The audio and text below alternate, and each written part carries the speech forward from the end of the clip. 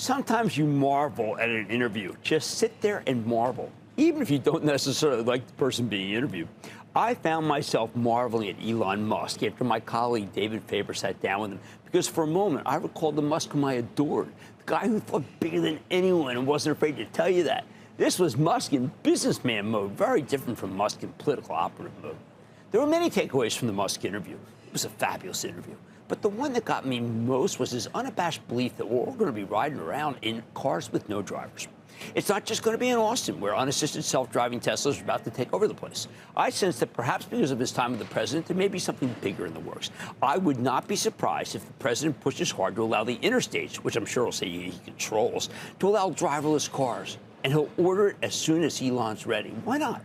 We know that these self-driving Teslas are safer than cars driven by humans. The technology is about as good as it gets. Musk has convinced me of that. I'll take a driverless car over a drowsy or drunk driver any day of the week. Even better, we know that once the interstate goes driverless, you got those on and off ramps going to the regular grid. It'll be a states' right issue, I know, but I see the red states buckling under to agree with the president because he runs the Republican Party, and I bet he can roll many of the blue states too. Enough of this city-by-city nonsense. It's got to be the whole enchilada.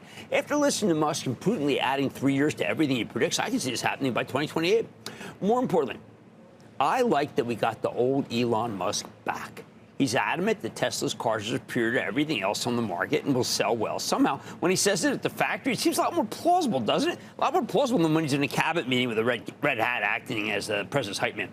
He's just more serious when he's in business mode. And I think that whoever hates him from his time in Washington will quickly forget Musk, the politician, as long as Musk, the businessman, keeps delivering.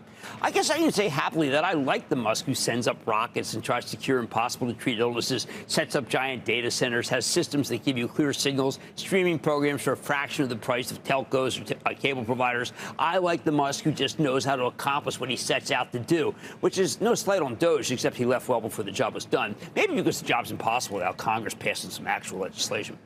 Musk's cockiness just didn't do it for me in Washington. The man behind the president, the cheerleader, the Robespierre of spending cuts just didn't resonate. But the original Musk, the modern-day Da Vinci, the man with an ego the size of Jupiter, the one who just talked with David Faber, that guy, I kind of like him. I like to say there's always a bull market somewhere, and I promise you I'll fight just for you right here on Mad Money. I'm Jim Cramer, and I'll see you tomorrow.